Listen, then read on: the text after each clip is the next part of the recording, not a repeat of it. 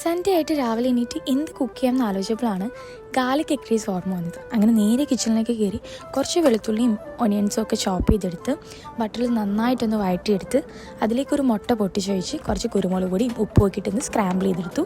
പിന്നെ കുറച്ച് സോയ് സോസും ചില്ലി സോസും ടൊമാറ്റോ സോസും ഒക്കെ അയച്ച് മിക്സ് ചെയ്ത് അതിലേക്ക് ബോയിൽ ചെയ്ത് വെച്ചിരുന്ന റൈസ് ആഡ് ചെയ്ത് കൊടുത്തു.